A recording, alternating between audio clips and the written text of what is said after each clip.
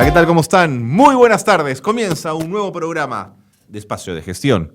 El programa de radio de la Maestría en Gerencia Social de la Pontificia Universidad Católica del Perú. Bienvenidos todos. Este es el programa decano de la radio universitaria de la Católica y estamos muy contentos de estar con ustedes. Hoy vamos a hablar del impacto de un proyecto de educación ambiental en estudiantes de un colegio en una zona marginal de Lima. Mauricio Ceballos, un ex miembro de la maestría, ex estudiante de la maestría y magíster ya, presentó esta tesis de investigación para graduarse y nos va a contar cuáles fueron los impactos, cuáles fueron los indicadores, cómo hicieron esta investigación tan interesante. Y nuestra segunda entrevista va a tener también un tono verde. Vamos a estar con Clara Ortiz Álvarez de la ONG Prodelfinus. Ellos han realizado una interesantísima investigación que se llama Expedición Marañón 2017 sobre delfines de río en la Amazonía peruana con el fin de elaborar planes de conservación. Esto con apoyo de WWF. Interesantísimo también porque todo lo que sea investigación, elaboración de data, la obtención de información siempre será muy útil para la toma de decisiones de quienes gerencian proyectos de desarrollo o hacen las políticas públicas. Vámonos a la pausa y comenzamos el programa. Mi nombre es Carlos Cornejo. Bienvenidos. Bien, Espacio de Gestión, tal como lo habíamos anunciado, es el programa de radio de la Maestría en Gerencia Social de la Pontificia Universidad Católica del Perú. Y nos gusta hablar con sus magísters, nos gusta hablar con sus estudiantes, sobre todo aquellos que han desarrollado investigación, como es el caso de Mauricio Ceballos, que nos acompaña esta tarde aquí en Sonapuc. Él desarrolló una tesis, una investigación relacionada con el impacto de un proyecto de educación ambiental en estudiantes de un colegio en una zona marginal de Lima. Mauricio, bienvenido. Es un gusto. Muchas gracias. Muchas gracias, Carlos. Muchas gracias, Espacio de Gestión. La verdad es un placer estar aquí en esta radio. Estamos muy contentos, Mauricio. Queremos, antes de entrar de lleno al fondo de tu investigación, que nos cuentes un poquito ¿por qué te interesó gerencia social? Digamos, ¿por qué la interdisciplinariedad de la gerencia social era algo que te parecía atractivo al inicio de la maestría, digamos? Bueno, justamente porque está vinculado al tema del desarrollo. Uh-huh. El desarrollo social fue un tema muy importante para mí toda la vida. Y bueno, pues la maestría ofrecía un espacio de reflexión, de investigación, de análisis profundo del tema, ¿no? Sobre todo en un país como el nuestro, tan adolescente, digamos, tan necesitado de propuestas de desarrollo. Y eso me pareció sumamente atractivo, inquietante, ¿no? ¿Pudiste terminarla pronto? ¿Fue un reto de largo aliento? Sí, felizmente pude terminarla pronto, pero claro, lo que me demoró fue la tesis, ¿no? Como bueno, nos pasa mucho. Es un clásico. Tuve mucha suerte porque tuve a mi padre que me insistía constantemente en que tenía que hacer la tesis. Bueno, finalmente pues logré terminar la tesis unos meses antes de casarme, así que fue uno de los grandes logros. Sí, creo que sí. Ahora, Mauricio, ¿cómo se produce ese momento? ¿Cómo es ese momento en el que uno dice, esta va a ser mi investigación? ¿Cuáles son los pasos previos para tomar una decisión, digamos, de ese vuelo? Bueno, en la maestría uno va conociendo diferentes temas, ¿no? Son tópicos que a uno le abren una serie de posibilidades, ¿no? Y entonces, en mi caso, fui buscando experiencias en mi vida que habían sido significativas y que podían interesarme. Yo pienso que una tesis de la maestría tiene que ser un tema que a uno le apasione, le encante. No puede ser algo que uno hace por cumplir, claro. Sí, ¿no? Y entonces yo había tenido una experiencia que de alguna manera ha impactado en mi vida, que fue la experiencia en el Zapayal, en el colegio donde hice este experimento. Bueno, yo en realidad no lo hice, solamente di cuenta de una experiencia que hicieron los hermanos de La Salle en Colegio Fe y Alegría, ¿no? Y fue impresionante, ¿no? Es un espacio desértico, los que conocen Zapayal lo saben, un espacio completamente desértico, la costa peruana, donde no crece nada, lógicamente, porque hay arena, y debajo de la arena hay salitre, hay roca. Entonces, los hermanos decidieron empezar con unos arbolitos en un colegio que habían puesto ahí.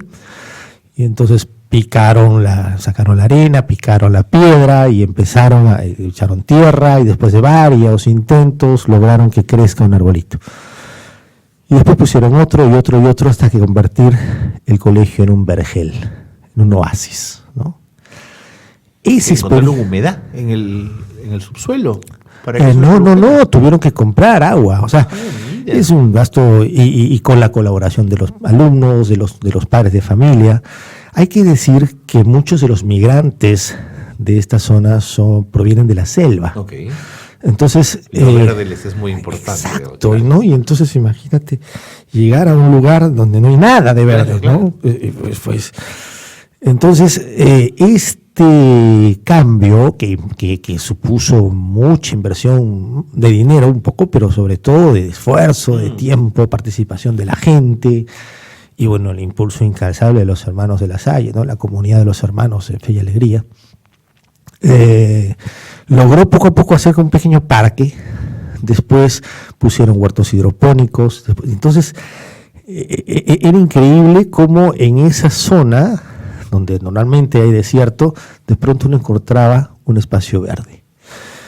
Y después me di cuenta que algunas de las casitas de los alrededores del colegio, solamente esas, pues no en los otros barrios, empezaban a tener también sus pequeños jardines. Lógicamente los padres también les costaba, tenían que picar, comprar tierra, pero empezaban a tener, y el cerro aledaño, le llamaron el bosque, pues también lograron hacer, pues, sembrar arbolitos, y cada alumno se hacía cargo de un arbolito. Eso dinamizó otros órdenes de la vida psicológica de los muchachos. Entonces, yo tenía esa intuición, que esto había modificado positivamente la actitud, la calidad de vida de los chicos, ¿no? Y bueno, pues fue por eso que me animé a hacer esta investigación, para comprobar si era así. Pero hasta ahí lo que tienes es una percepción, ¿no es cierto? Es una aproximación casi participante de haber ido y visto. Así es. Pero luego esto hay que traducirlo en indicadores, en resultados y tal, ¿no? Exactamente, y por eso es la investigación.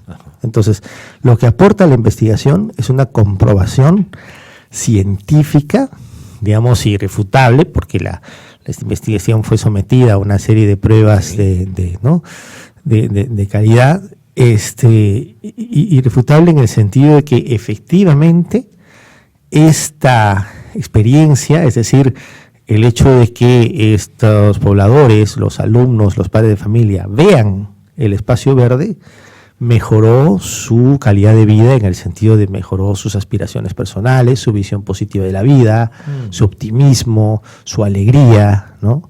Esos fueron los indicadores que medimos. Y lo medimos comparándolo con un colegio idéntico, otro Fe y Alegría, en otro espacio muy similar. Que no había emprendido esta aventura. Y entonces usamos los mismos indicadores, limpiamos completamente lo que se dice así en investigación, no todas las otras variables, o sea, porque consideramos exactamente el mismo contenido curricular de los cursos, exactamente los mismos contenidos, por ejemplo, religión. También era una congregación religiosa, entonces también tenía pastoral, todo tenía igual. Sin embargo, al comparar los dos grupos, fue notorio, digamos, como decía antes, irrefutable, que los que habían tenido la experiencia del espacio verde tenían definitivamente mucho más optimismo, alegría, una visión positiva de la vida, ¿no? Lo cual comprueba que efectivamente, pues, el ser humano se afecta positivamente con los espacios verdes, ¿no? En estas actitudes al menos, ¿no? La actitud de la alegría, del deseo de vivir, ¿no? De estar optimista, ¿no? ¿La variable de la población migrante también se repetía en el otro colegio? También. Era la misma procedencia, eso básicamente, ¿no? La misma composición, el mismo nivel socioeconómico.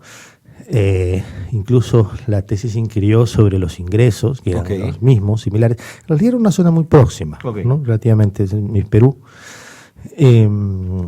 Y bueno, también tenía las mismas carencias, ¿no?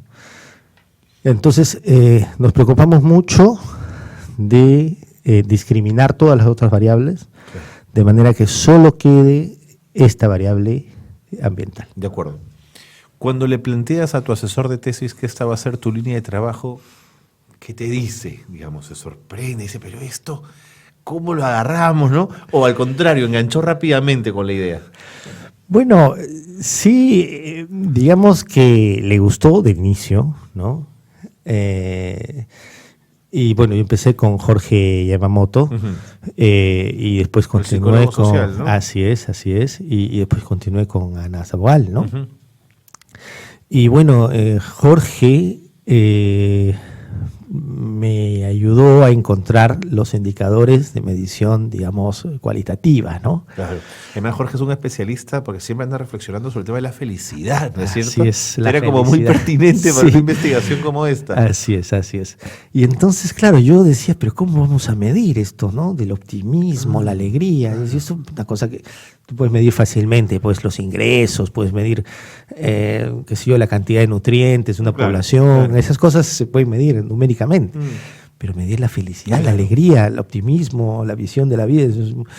Y él me dijo, no, hay una técnica para medirla objetivamente. Pues dije yo, bueno, o sea que la subjetividad, ¿no? Porque al final alguien nos va a decir, bueno, es una interpretación. No, me dijo, hay ahora técnicas que miden objetivamente, irrefutablemente, estos indicadores, ¿no? Que son indicadores de calidad de vida. Y fue realmente una gran suerte para mí encontrar una persona como él, Claro, ¿no? mirar Jorge, el tema de esta perspectiva, así ¿no? así es.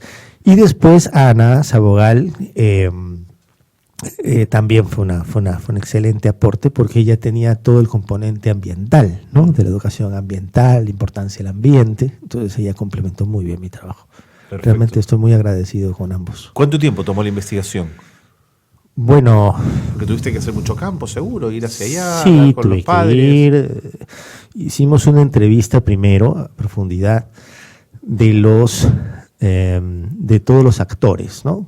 O digamos, de representantes de los actores, ¿no? Padres de familia, profesores, gente que había estado al principio mismo de la experiencia, hermanos, al hermano director, a los hermanos que iniciaron el proyecto. Y bueno, pues después fue la aplicación de las encuestas, ¿no? La materia de encuestas, ¿no? Tanto en el colegio de control como en el colegio experimental, ¿no? Uh-huh. Sí, me tomó un tiempo, pero al final hubo que decidir, bueno, disponer de unos meses para hacer la investigación. Una última pregunta antes de irnos a la pausa. ¿Cómo respondieron los curas de La Salle a esta aproximación? ¿Con cierta desconfianza, con mucha empatía? ¿Cómo miraron el tema? Bueno, la verdad que muchísimo apoyo, ¿no? Ellos me abrieron todas las puertas, me dieron toda la información. Sí, es una suerte. Hay que saber entrar a la comunidad también, digamos, ¿no? Así es. Y ellos rápidamente comprendieron la intención de la tesis, que es dar a conocer al mundo, digamos, los que quieran interesarse en leer el tema, la experiencia que ellos habían emprendido, ¿no? Claro, y su propio logro, ¿no? De Y eso acuerdo. lo apreciaron. Me tengo que ir a la pausa, pero Muy quiero bien. preguntarte, al regresar, si esta es una experiencia replicable en otros lugares o se sostiene básicamente por las variables que tú has encontrado están asentadas allí. ¿Es posible? ¿No es posible? Hablemos de esto. Y nuevamente, Mauricio, gracias Muy por bien. estar con nosotros en Espacio de Gestión. Encantado. Pausa y regresamos. Quédense con nosotros. Este es el programa de radio de la Maestría en Gerencia Social de la Pontificia Universidad Católica del Perú. Regresamos.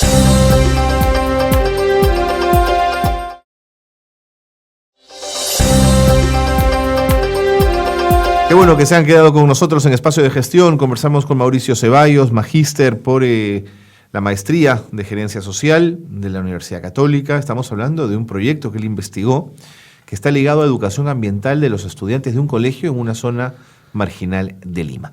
Mauricio, habíamos planteado la posibilidad, antes de irnos a la pausa, de imaginarnos que esta experiencia podía ser replicable en otros lugares. ¿Qué hay con eso? Bueno, yo creo que sí, definitivamente, porque lo que tenemos son experiencias que tienen los seres humanos con cierto tipo de estímulos, ¿no? Okay. Y entonces, en realidad, lo que la tesis ha demostrado, pienso yo, es lo que le ocurre a las personas cuando ven espacios verdes, ¿no? Y esta es la importancia, la universalidad, si quieren, de esta investigación, es decir, la importancia de impulsar el espacio verde, ¿no? El parque, digamos la fronda, ¿no? En cualquier lugar donde estén los humanos, ¿no? Sobre todo en las ciudades. Y una ciudad como la nuestra más, además con su grisura, ¿no? Exactamente, como la nuestra, ¿no? Nosotros encontramos que mucha gente del barrio iba al colegio los domingos, por ejemplo, ¿no? Y se iban al parque, ¿no? A disfrutar de los árboles, claro. A estar, ¿no? Claro. Es más agradable estar en un espacio verde que estar en un espacio no verde, Lógico. aunque todo lo demás sea igual, ¿no? Entonces, ¿y por qué? Pues justamente por lo que ha demostrado la tesis, porque eso activa en las personas pues una visión mucho más optimista, una sensación de mayor alegría, ¿no? De mayor goce, ¿no? Entonces, las plantas las necesitamos lógicamente porque nos dan oxígeno, porque purifican el aire y todo eso, pero también las necesitamos porque aportan a nuestra psicología una visión de la vida mucho mejor, ¿no? Interesante. Ahora, siguiendo con esta lógica de la replicabilidad, si yo quito la variable migrantes de la selva y coloco migrantes andinos, ¿hay la posibilidad de esa réplica? Sí, por supuesto, por supuesto. En realidad, claro, yo decía migrantes de la selva porque ahí es más notorio, ¿no? Ajá. Un habitante de la selva, pues todo lo que ve es verde, ¿no? Claro. Pero yo creo que en cualquier caso, cualquier ser humano, incluso uno que ha vivido siempre en lugares desérticos, pues yo pienso que de todos modos le impacta el verde, ¿no? Okay. Yo creo que sí. Y el desarrollo de una aventura, le llamo yo, una aventura como esta, no liderada por una organización como la de los sacerdotes, congregaciones que están más organizadas, tienen jerarquías, tienen ciertos órdenes, ¿no es cierto? ¿La imaginas replicada por otras instancias que no sean congregaciones religiosas?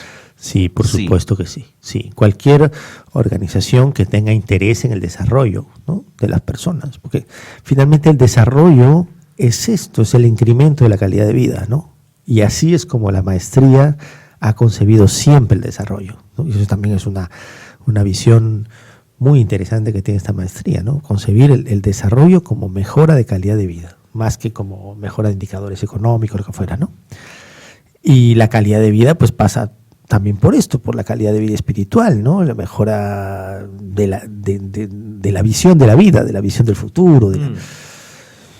Y yo creo que cualquier persona que se interese por mejorar la calidad de vida de otros, no necesariamente en un colegio, ¿no? Esto lo puede hacer pues en su propia ONG, en su propia empresa, ¿no? Su barrio, ¿no? Su barrio, ¿no?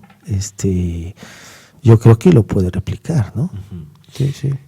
Cuéntame un poquito más de esas técnicas para medir la felicidad de la que te habló Yamamoto, digamos, no la felicidad, sino la mejora y la calidad de vida. Bueno, digamos, lo que hicimos fue reconocer las variables en la investigación. Y para esto usamos entrevistas. Entonces, entrevistamos a 20 personas, como decía yo, muy representativas del proyecto, ¿no? Tanto los hermanos como la gente que había estado al inicio, el personal de limpieza, por ejemplo, que había estado desde el inicio del proyecto, alumnos, padres de familia, vecinos, ¿no? Y entonces ellos, en la entrevista, cada uno se explayaba, pero íbamos encontrando coincidencias, ¿no? Y allí fue donde fuimos identificando las variables. Entonces, a partir de esas variables, generamos indicadores. Por ejemplo, alguien decía, bueno, me siento contento ahora cuando voy al colegio, ¿no? Entonces, veíamos, bueno, qué indicadores nos permiten afirmar que está contento, ¿no? Y esos indicadores es posible identificarlos, ¿no? Entonces, al señalar los indicadores, entonces, claro, esos indicadores después los traducíamos en ítems que se convertían en preguntas de una encuesta, ¿no? Y nos cuidamos mucho de que ninguno de esos indicadores se deje de preguntar en la encuesta, de alguna manera, ¿no? Se puede preguntar de muchos modos, pero de modo que sepamos que efectivamente la respuesta que nos dé la persona encuestada efectivamente esté satisfaciendo a todo el indicador, ¿no? Entonces esté diciendo que efectivamente demuestra que está contento o no contento, ¿no? Y esto pues se aplicó a los alumnos de toda la secundaria. Alumnos de secundaria, elegimos alumnos de secundaria porque tiene más facilidad para analizar, Seguro, para responder, seguro. ¿no? Hay más abstracción, ¿no? Y bueno, la misma encuesta la aplicamos en el grupo de control, ¿no? Previamente hubo una investigación en el grupo de control porque teníamos que revisar, estar seguros que el colegio de control tenga exactamente las mismas, ¿no? Incluso el mismo currículum de educación ambiental. Okay. Porque los colegios tenían su curso de educación ambiental. Entonces, como era también Fe y Alegría, confirmamos que también tuviera el mismo contenido de educación ambiental, ¿no? Entiendo. ¿De qué año estamos hablando, Mauricio? Estamos hablando del año 2005, más o menos, okay, ¿no? 2004, 2005. Entonces, bueno, pues hicimos ambas encuestas y logramos, como ya habíamos separado las demás variables, logramos identificar claramente las variables que necesitábamos, ¿no? Y es así como se logró medir, ¿no? Estos indicadores cualitativos, ¿no? Interesante. Cuando la investigación es terminada, ¿devuelves los resultados a los hermanos de La Salle y les dices, sí, por esto supuesto, es lo que hemos encontrado? Claro que sí, sí, por supuesto. Bueno, me agradecieron, ellos ya intuían que habían dado el clavo, ¿sí? Sí, por supuesto, ¿no? Es una congregación volcada a la enseñanza. Sí, por supuesto. De años, además, en el Perú, ¿no? Muchos años, y bueno, pues ellos sabían que lo que estaban haciendo era lo correcto, pero esta investigación les demostraba que esto es así, ¿no? Entonces, sí, por supuesto, lo apreciaron mucho. Yo le entregué ejemplares al hermano provincial de ese momento y también al colegio, ¿no? Y sí, pues fue una gran alegría también para ellos, ¿no? Así es. ¿El bosque se ha mantenido? Sí, yo he vuelto después de varios años, bueno, algunas veces, ¿no? Y cada vez lo he visto más grande, ¿no? Cada vez lo he visto más grande. O sea, que el agua sigue llegando con mucho esfuerzo, digamos. Sí, yo creo que ya últimamente tienen conexión de Sedapal, los últimos años. Lo que ayuda un poco a... Ayuda, sí. Y además han tenido cooperación internacional, ¿no? Los hermanos tienen... ¿Para ese proyecto en particular? Para este proyecto en particular. Los hermanos tienen contacto, bueno, justamente por su prestigio y por su... Con organizaciones internacionales donantes, incluso con comunidades de la misma congregación de otros países, y que han aportado económicamente. Y bueno, pues ellos han aprovechado estos recursos, y además recursos de la propia congregación en el Perú, ¿no? Que también ha ayudado. Seguro. Y han dinamizado un poco la solidaridad de los otros colegios. Es decir, ha sido un círculo virtuoso. Gatilla, otras cosas, ¿no? Así es, efectivamente, ¿no? Entonces, sí.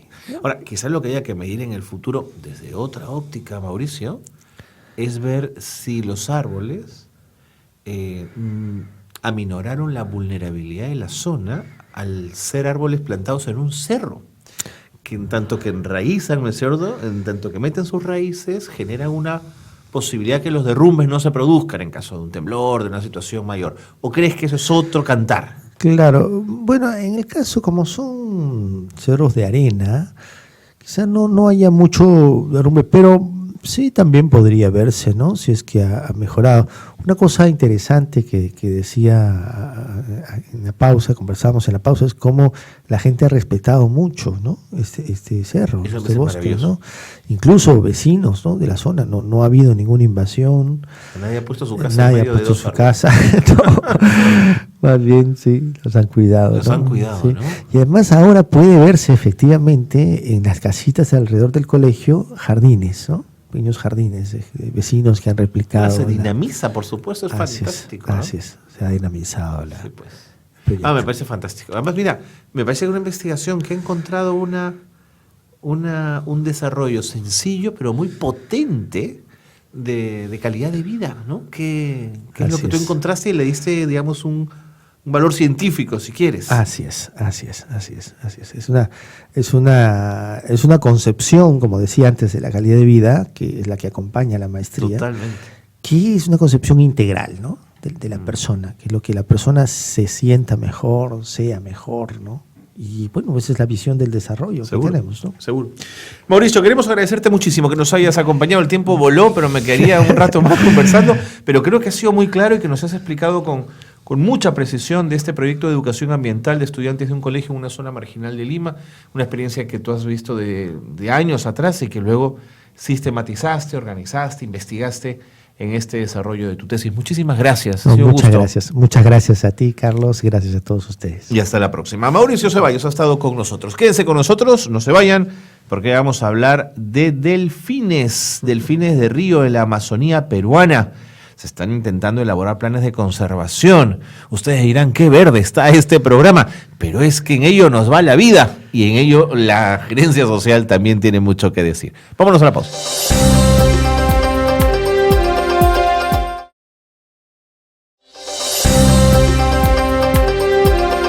Bueno, lo habíamos adelantado en el bloque anterior. Vamos a hablar de Expedición Marañón 2017.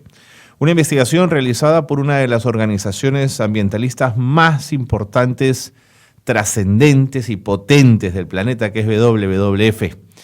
Ellos han desarrollado una investigación sobre los delfines de río en la Amazonía peruana con el fin de elaborar planes de conservación. Y claro, la primera pregunta es, bueno, ¿y por qué hay que conservarlo? ¿Significa que estamos agrediendo tanto su medio ambiente que hay necesidad de establecer áreas de protección? Bueno, Clara Ortiz Álvarez, de la ONG Prodelfinus, espero haberlo pronunciado bien, está con nosotros. Clara, bienvenida. Buenos días, gracias. Qué gusto por la tenerte aquí, invitación. ¿no? Estamos muy contentos. Bienvenida. Sí, bueno, Prodelfinos, estuvo perfecto. Ok. Te propongo, antes de entrar a hablar de la Sí. investigación misma, que me cuentes de la ONG. Ok. Cuéntame de Sí. ella. Bueno, Prodelfinus es una ONG que ya tiene bastante tiempo trabajando, desde 1995, Ujú. que empezó Joana Alfaro, que es nuestra directora. Básicamente siempre nos hemos centrado en el trabajo marino, ¿no? Protección de especies marinas, ¿no? Como tortugas marinas, Ujú. ¿En el norte? delfines, a lo largo de toda la costa, Ok. en realidad. Tenemos mucho más esfuerzos en el norte, Ya. pero nuestro trabajo abarca gran parte de la costa. Ok. Entonces nos hemos dedicado básicamente a trabajar en esta zona, en la zona marino-costera.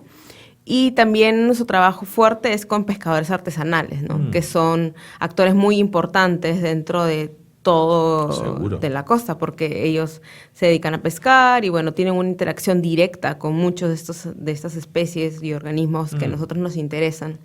Entonces el trabajo con ellos es bastante fuerte y hemos logrado, sí, con ciertos... Es complicado, ¿no? Porque pescadores artesanales a lo largo de toda la costa es una gran cantidad. Pero Además, viven de la pesca, sí, digamos, exacto. viven de depredar. El asunto es Viven- cuánto se depreda, ¿no? Ujú. Y también todo el tema que es de interacción, ¿no? Con estas especies como tortugas y delfines, Ajá, ajá.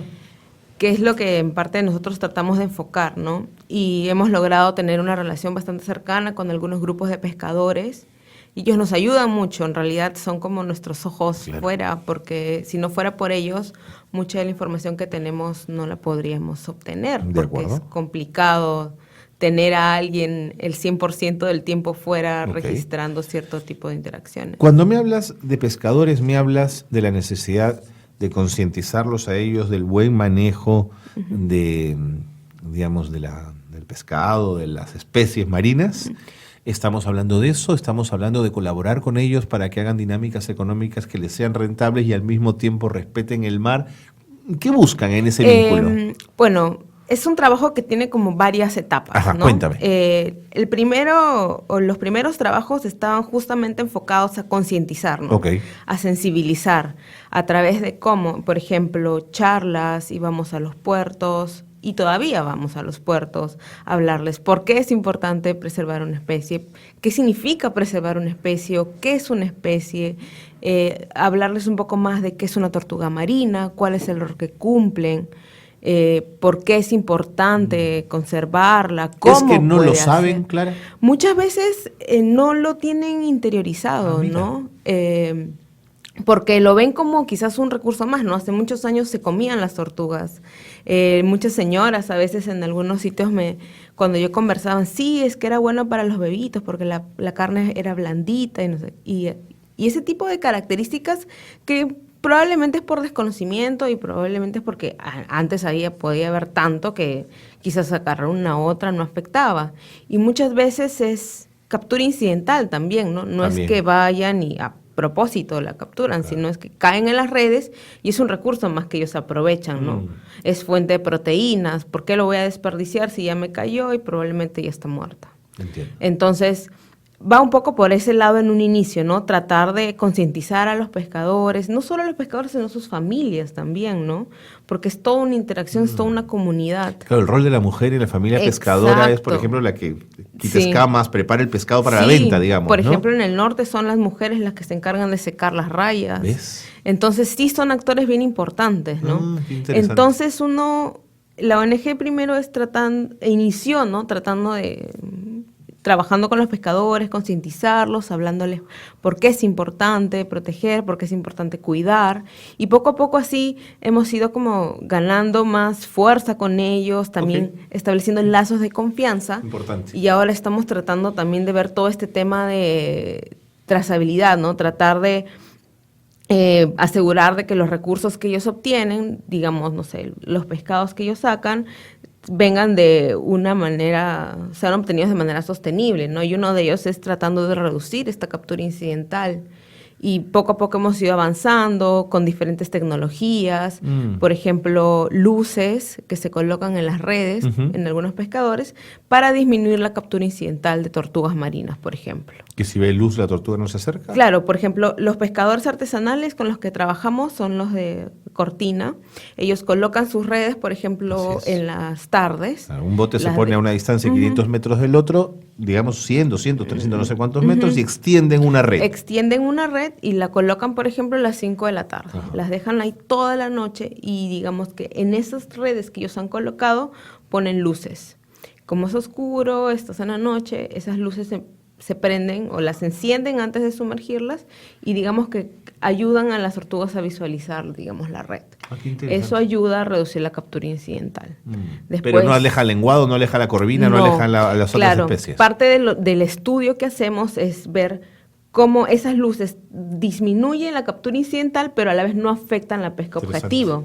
Porque obviamente, si va a afectar la pesca objetivo del pescador, ellos no lo van a querer usar. Entonces, se trata de evaluar. Necesito preguntarte Dime. por la confianza, porque, digamos, me pregunto, claro, llega un grupo de personas con buenas ideas, a un grupo de pescadores que están acostumbrados a hacer las cosas de abuelos a padres y a hijos, Sí. que debe ser complicado. Pero antes de entrar en esa confianza y a cómo la lograron, no me has terminado de configurar el mapa de la ONG, no has terminado de contarme. Perfecto.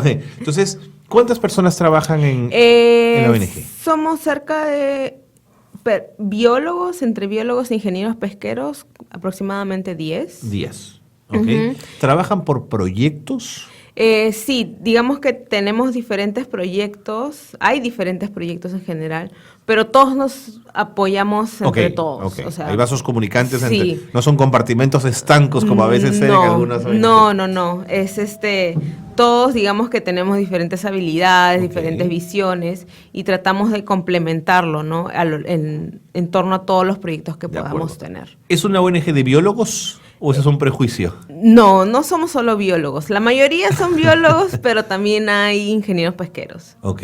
Ajá, entonces, porque digamos que tienen una visión distinta también, ¿no? Seguro. Entonces, ahora hay ingenieros pesqueros también, pero en su mayoría biólogos. De acuerdo. ¿De qué vive la organización? ¿De la cooperación internacional? ¿Quiénes son sus cooperantes? Sí, recibimos fondos tanto de fundaciones a nivel internacional, como es la NOAA, National Wildlife for Nature, BirdLife, Darwin, que son algunas, es una organización inglesa también, y ahora también tenemos fondos del Estado, ¿no? Como FinCEED. Ajá. Estamos colaborando también. ¿Son fondos a los que se postula? Sí, exacto. Armas un proyecto, postulas, evalúan el proyecto y ellos deciden si te dan los fondos o no. De acuerdo. ¿Están en su tope como organización? ¿Van a seguir creciendo?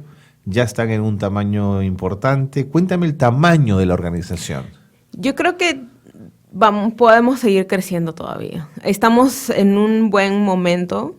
Tenemos varios proyectos, estamos teniendo mucha más fuerza, yo creo, a nivel internacional también, en todo el tema de tortugas. Joana es bastante fuerte, ella fue presidenta del 2016 de la Sociedad Internacional de Tortugas Marinas. Ya. Y eso permitió que el Congreso Internacional de Conservación y Biología de Tortugas Marinas se realizara en Lima. De acuerdo. Por primera vez en Sudamérica. De acuerdo. Entonces, sí tiene una posición bastante fuerte, pero yo creo que todavía tenemos la oportunidad de crecer más. Ok. Digamos, no conozco a profundidad este mundo, me aproximo de vez en cuando y lo miro desde lejos, pero conozco a Oceana, conozco a Planeta Océano y los conozco a ustedes. Digamos, entre ONG se compite, se pelea por fondos. ¿Cuál es la relación entre las organizaciones que tienen objetivos comunes de desarrollo como estos, por ejemplo? Bueno, creo que siempre hay competencia, ¿no? De la buena, obviamente. De la buena. Sí, porque hay muchos fondos que son de interés para todos. Eso voy. Exacto. A eso voy, ¿no? Sí.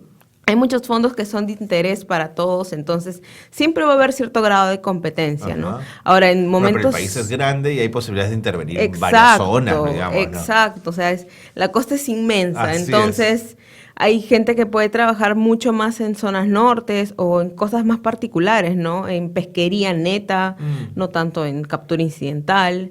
Pero sí, siempre cuando hay posibilidad de interaccionar y de compartir, pues eso es lo que se hace, ¿no? Porque al final el objetivo es común, ¿no? Tratar de tener un aprovechamiento sostenible y adecuado de los recursos. Por supuesto. Entonces... Es que en eso nos va la vida. Exacto. ¿No es cierto, sí. Clara? Uh-huh. Me parece muy interesante. Me voy a ir a la pausa, Sí. ya para regresar con Expedición Marañón 2017 y que me perfecto. cuentes cómo este proyecto llegó a sus manos, cómo participaron de él, cómo se involucraron, Ok. y hablemos un poquito del delfín, caray, que nos hemos Sí. quedado un poco ahí en las puertas del horno. Ya. Vamos a la pausa y seguimos con más. Estamos con Clara Ortiz Álvarez de la ONG Pro Delfinus y vamos a hablar al regresar de la pausa de la Expedición Marañón 2017. Así que se tienen que quedar con nosotros porque este es un tema muy, pero muy interesante. Pausa y volvemos.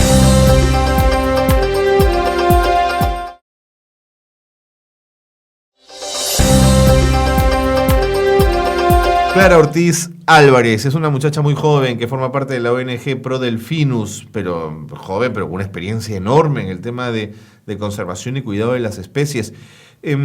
Estamos hablando de la Expedición Marañón 2017, o vamos a comenzar a hablar de ella. Cuéntame de este proyecto, Clara, ¿en qué consistió o en qué consiste?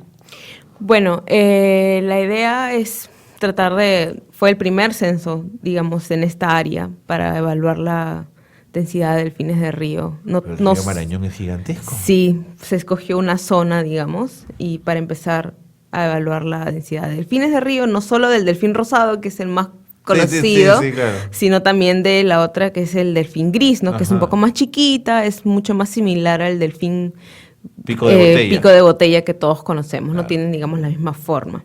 Y bueno, Que tiene una ternura muy especial, sí, digamos. porque es súper chiquito Sí, claro. también y es mucho más activo, es Ya. mucho más fácil verlo, Mira. ¿no? Porque el delfín rosado es un poco más como sumiso, no sumiso, pero quizás más complicado, Más no tímido. sale mucho, más tímido. Ok.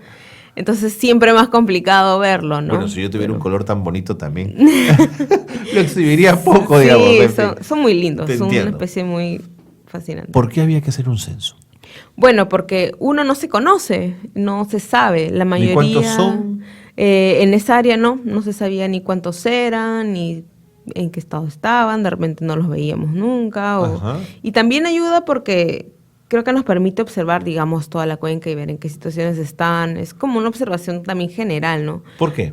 ¿Por qué? Porque nos va a permitir ver no solamente cuántos hay, sino también poder observar y tener características del hábitat, ¿no? Qué tan impactado puede estar. De repente llegábamos y había una zona muy afectada por contaminación, o cuántas zonas urbanas pueden haber. Yo creo que es mucho no solamente de ir y contar, sino también de observar lo que ahí está en el entorno, ¿no? Y que podría eventualmente ser un potencial peligro.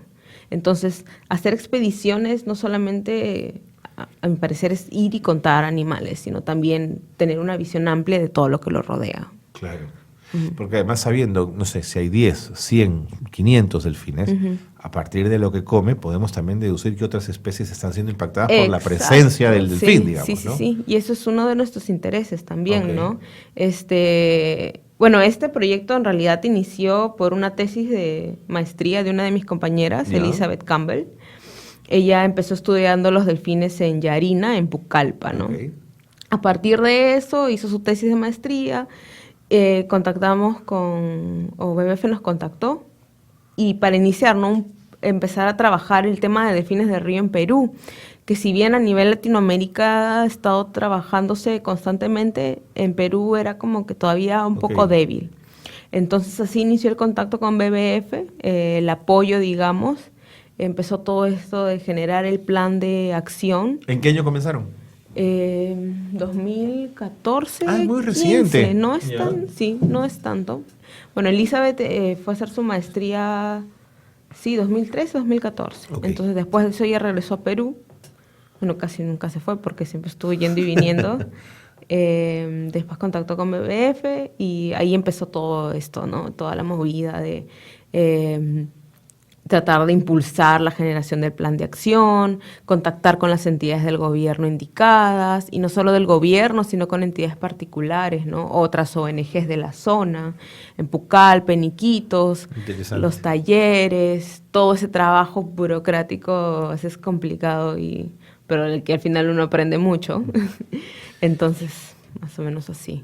Digamos, censo puede ser una palabra... a ver, voy a plantearlo de esta manera. Creo que hay censos, sin duda, hay censos en la naturaleza, hay censos de animales, pero no es realmente un censo, debe ser una metodología estadística para saber aproximaciones numéricas, porque claro, no hay forma de tener un censo en el sentido estricto de la palabra censo. Por eso me interesa preguntarte por la metodología. Ah, ya, ok. Bueno, consistía en transectos, ¿no? Por ejemplo. ¿En qué, perdón? Transectos, son Tienes como... que hablarme la clara, más sencillo, no te entiendo. Bueno, si a lo largo del río, por ejemplo, tenemos 100 metros, ¿no? Ok. Un transecto de conteo puede estar definido por tiempo, De por acuerdo. ejemplo, 10 minutos. Ok. 10 minutos, vamos a ir en línea recta y voy a ir contando ¿Cuántos veo en ese lapso de tiempo? cuántos veo en ese lapso de tiempo, por Entiendo. ejemplo. Ok. Entonces, en el caso de los delfines de río, teníamos un bote y habían 2 personas al frente, 2 personas en la parte de atrás, y cada persona, digamos, yo iba y observaba todo lo que estuviera a mi derecha, Entiendo. hacia un ángulo recto, y la otra persona todo lo que estuviera a su izquierda. Ok. Y atrás lo mismo. Entonces, digamos que en esos 10 minutos yo iba a contar cuántos delfines veía. De acuerdo. Tanto delfines rosados como delfines grises. Ok. Entonces, cada vez que avistaba uno, le avisaba a una persona por una radio, que era en este caso Elizabeth, que estaba en el centro, Ajá.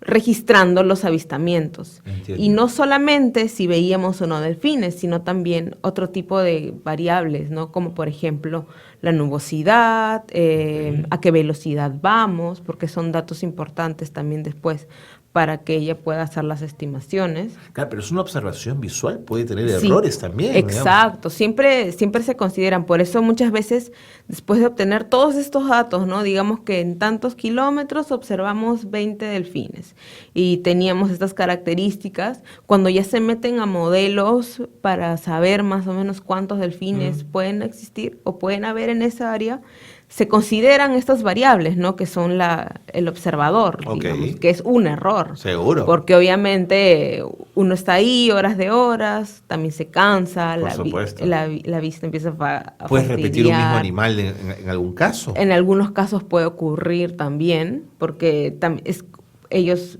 lo ves y de pronto sumergen y de pronto lo ven más adelante. Por eso te digo, claro. Puede ser el mismo. Claro. No los marcaron, no era ese el objetivo. No era ese el objetivo. Okay. Era simplemente avistar, ¿no? Okay. Avistar y hacer un censo de esa manera.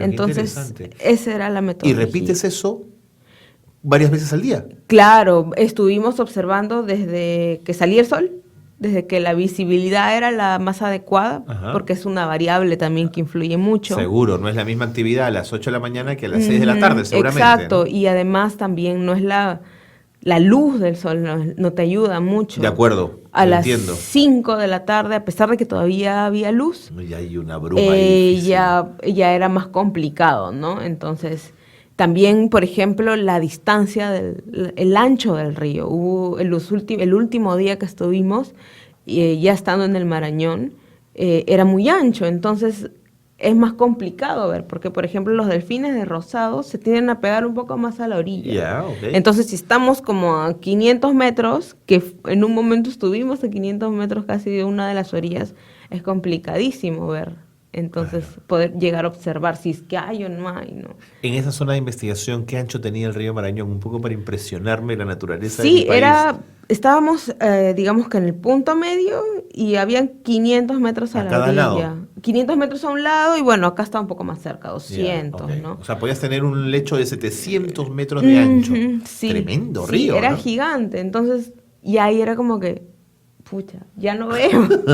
No sé si hay un delfín o no. Claro. Entonces, ese tipo de variables también afectan mucho al momento de hacer los censos, ¿no? Que digamos que están implícitos, ¿no? Porque también cuando uno trata de hacer censo de animales, las variables ambientales naturales son tantas que uno hace lo mejor que puede muchas veces. Claro, pero son aproximaciones. Sí, Que exacto. es lo importante. Vas a poder tomar decisiones a partir de esos datos.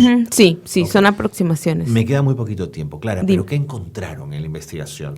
La población es grande, crece, es pequeña, hay que cuidarla, está muy impactada. ¿Ya hay algunas conclusiones que puedas adelantarnos? Todavía no tenemos conclusiones muy puntuales, ¿no? Ahora, sí observamos delfines, no tantos quizás como hubiéramos esperado, sobre todo en el último transecto en el Marañón, pero creo que es más por las características del ambiente. Era muy ancho, no fue muy fácil observarlo, era la primera vez que se conocía esa área. Yo creo que es importante porque nos ha dado información de primera mano y como de línea base de cómo es esa zona. Ahora sería interesante repetirlo para poder ya, digamos, de alguna forma estar mucho mejor preparados, ¿no? Saber ya cómo son exactamente las características de la zona. Ahora, las estimaciones todavía yo no las tengo exactas. Están en proceso de trabajo. Ya se están empezando a elaborar los informes. De hecho, esta semana se entregaba uno de los primeros informes a BBF, que es la ONG con la que colaboramos. Pero eso, por ejemplo, es de utilidad para un gobierno regional, ¿no es cierto, Clara? Exacto. Incluso para el nacional. Ese es el objetivo. Y esto, digamos, esta expedición es parte de una de las acciones que están incluidas también dentro del plan de acción general, ¿no? Porque digamos que tiene diferentes puntos, diferentes ámbitos que toca, no solo investigación, sino educación. Entonces, para cada una de esas líneas de acción hay diferentes actividades y el desarrollar censos como o estas salidas de campo contribuyen mucho, ¿no? Porque es información que no se tenía. Totalmente. Entonces, poco a poco, digamos que se van construyendo como bloques para ir armando al final algo que te ayude a mejorar el manejo y todo ese tema alrededor de los delfines, y no solo delfines, sino también manatís, ¿no? Por supuesto. Me quedo pensando en la metodología y en los posibles vacíos que pueda tener una investigación que tiene observación como elemento principal. No existen tecnologías con radares más modernas. En el caso de mar probablemente sea más fácil, pero no sé si en río también hay. Sí, por ejemplo, Elizabeth usó en su tesis de maestría un es como un hidrófono que se llama CPOT. Hidrófono. Como un hidrófono. Lo colocaban, es como un tubo grande de PVC que tiene adentro un micrófono y eso lo sumerges y va a ir grabando. Tiene que estar mínimo 12 horas sumergido. Entonces va a ir grabando y va a captar los sonidos.